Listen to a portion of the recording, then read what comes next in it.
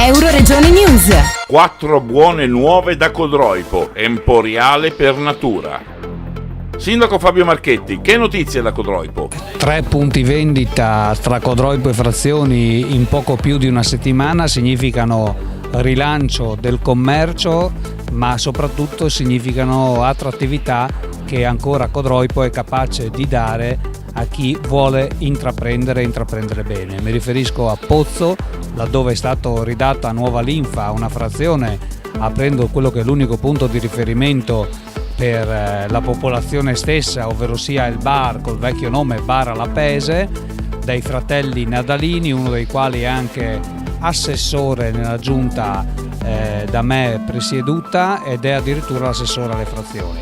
Pochi giorni dopo abbiamo inaugurato in via Piave, altra via centrale adiacente alla piazza di Codroipo, l'Elisir di Penelope, giovane imprenditrice che ha saputo riqualificarsi dopo un periodo di disoccupazione. Anche lì è molto bello vedere che 2 attività commerciali, tra l'altro che hanno un muro in comune, sono state aperte da 2 persone che avevano perso il lavoro e che hanno saputo riqualificarsi in un'attività commerciale in categorie merceologiche che erano pressoché assenti dal centro di Codroipo.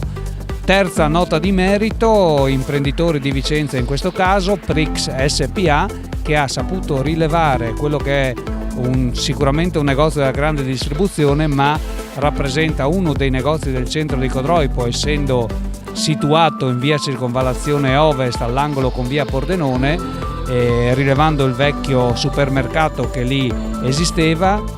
Hanno saputo a poco più di un anno di distanza riassumere tutte le persone che avevano perso il lavoro e soprattutto fare anche opera di beneficenza a favore di 3 realtà del territorio indicate dal sottoscritto. Mi riferisco al Mosaico, alla Pannocchia e alla Caritas Diocesana, rendendo ancora più piacevole quella che è stata un'inaugurazione forse tra le più affollate alle quali io abbia assistito nel corso dei 2 mandati.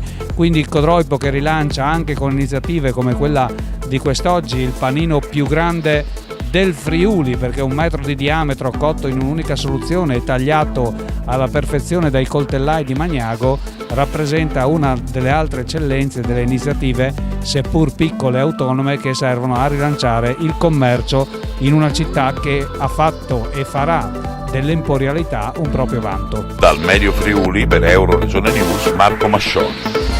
Euroregione News.